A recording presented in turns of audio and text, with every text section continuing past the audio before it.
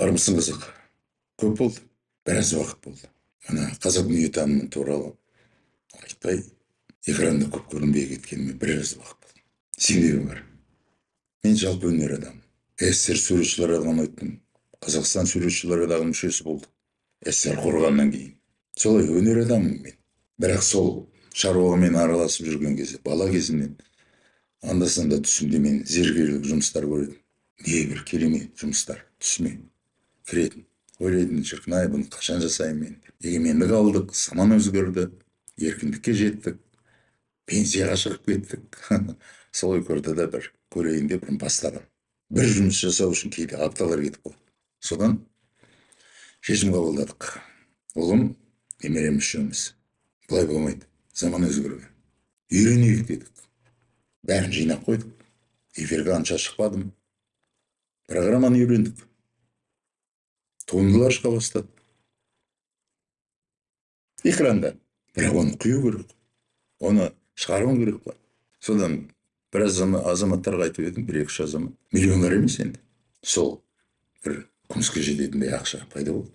Алғашқы туындымыз мынадан бастадық. Бұрын осыны қолдан соғып. Бірақ мына жердегі тереңдік, о жерге емаль құйдық. Бұл мойынға тағады. Мынау сияқты. Мынау бұрынғы менің қолдан соққан. Үлкендігін көріп отырсыз. Екеуін салғастыруға мүмкін емес. Үлкендік. Қолдан соққан. Өзім тағып жүрмін. Алғашқы соққан. Мынау қазір компьютермен жасалған аруақ. Аруақтан бастадым. Мен тәңіршімін. Аруақ демесем өмір сүре алмаймын. Неге десең, мен аруақты материальный зат деп білетін адам. Ол рух, дух деп, жаңа абстрактный формасы жоқ зат деп есептемеймін. Ол формасы бар. Сондықтан отырған аруақ. Аталық пен аналық қосылады да жатырдың ішінде тұңғыш екеуінің біріккен жалғыз клеткасы пайда болады. Оны ғылымда зигота дейді. Медициналық зигота дейді. Генетиктер зигота дейді. Сол екеуінің ақпараттары алмасып тұңғыш пайда болған клетканы қазақ аруақ дейді. Екі ақ аталық аналық қосыладағын аруақты жасайды. Осы аруақ әруақтан бар. Күш қуат жинап бар. Ақпараттардың бәрін жинап бар. Адамзат баласын жасайды. Жан-жаны бар. Өсімдік бәрін жасайды. Жалғыз клетка. Мәңгілік өлмейді. Ақпараттар, миллиардтаған жылдағы ақпараттардың бәрі осының бойында орныққан. Бұл болашақта адам жасайды. Қайтадан адам жасау үшін өзін аталық аналық ретінде қызын ауылына тастап кетеді. Ақпараттар әлеміне тастап кетеді. Одан ары қарай айтпаймын. Бұл аруақ.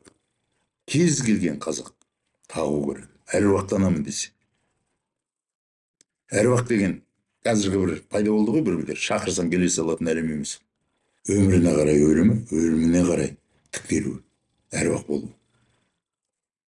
Өмірден озғанның барлығы аруақ биіктігіне көтеріле алмайды. Біреуі кие болып, біреуі ие болып көріне алады. Кейбіреуі бақашайым болып көрінеді. Мынау жатырдың ішінде тұңғыш пайда болғандағы тас ғасырында салынған қазақ даласында ғана бар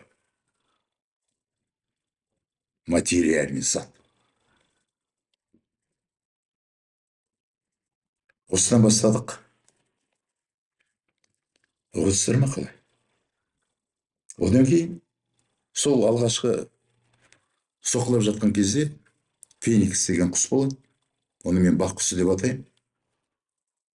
Өз күліне өзі аунайдағын қайтадан тіріледі. Қазақтың өмірі дәл сондай. Феникс. Мың өліп мың тірілген. Қазір мына программа жасалынды. Объемный. Көріп отырсыздар ма? Қанаттары. Түгел. Оңай уақытпен келген жоқ. Үйренуге тура келді. Өзімізді өзіміз оқыттық. Оқып үйренейік десек, бағасы удай ашты екен. Иә, өзіміз үйрендік. Үйрендік. Қазақ іске кірсе атқарып шығарады екен. Қазақ солай болған, солай бола береді. Содан кейін қазақ өмірден озып қасақ қорғандарын тұрғызған, алтын киімменен жерлеген, әбзелді аттарымен қоса жерлеген. Ол жерден небір бұйымдар, артефактылар табылып жатыр. Сондайдың біреуін алдық та жасадық. Көрейік деп. Объемный. Көріп отырсыздар ма? Объемный. Қанаты айырылған, екі жағы бірдей. Объемный. Нағыз творчестволық жұмыс. Жалпы біз оригиналы бір жақты, біз объемный қылып жасадық. Жасауға тура келді. Өнер туындысы жасауға тура келді. Мынаның барлығы өнер туындысы деп айтуға болады. Осылар жасаған соң бүткіл барахолканы, бүткіл Алматы қаласындағы басқа жерде тұрған алтын күміс сататын магазиндерге кірдік, көрдік. Жанымызға кейбіреуін ұстап көрсеттік, мынандай жұмыс жасап жатырмыз.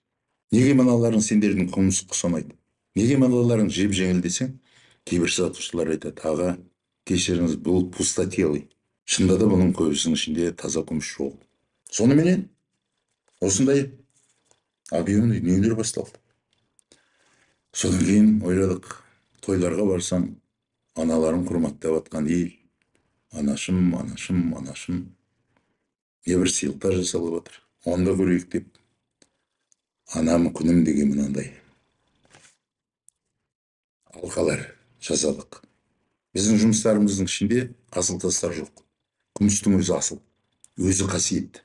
Қазақ күмісті өте қатты қадірлеген халық, білесіз ғой. Көшіп қонып жүрген кезде алып бара жатқан мешіттің ішінде тұрған суға күміс салып жіберген, су бұзылмайды. Неге десең, мына күмістің антисептик қасиеті бар. Жалмауыздар әлемін жоқ қылып жібереді. Албастылар әлемін жоқ қылып жібереді. Жындар әлемін жоқ қылып жібереді. Ойбай, шайтандарды деп ойлап қалма. Жалмауыздар әлемі деп қазақ, қазіргі заман тілін айтсаң, микроб, бактерия, вирустарды айтады. Біз осы жарық дүниені таңдап алғандармыз. Сондықтан осы дүниедегі дүниені, осы дүниедегі айналаңды қоршаған әлемді айтуым керек. Оның бәрін нақтылап отырып, жаңағы аруақты аталық пен аналықтың қосындысы деп айтып отыр. Ғылымда оны зигота деп айтып отыр. Сол сияқты жалмауыздар әлемінде осы жерде болу керек. Ал микроб, бактериялы вирустардың қандай лаң салам десе, сондай лаң сала алатын жақсы білесіңдер. Ауру, кесел, дерт, сырқат, тұмаурату барлығы түшкіргеннен кейін солар жасайды. Оның да емін білген. Домын да жасаған, домын жасап алып, емін де жасаған ұлт боламыз. Бәрінен айырылып қалдық. Есімізге түсірейік деп айтып жатырмыз. Әрбір ролигім соған арналды.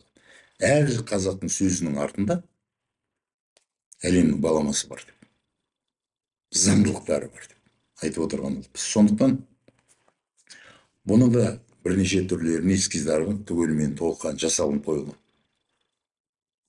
Одан кейін ойладық, артефактылар жасап жатырмыз, адамға арналған дүниелерді жасай алады екенбіз.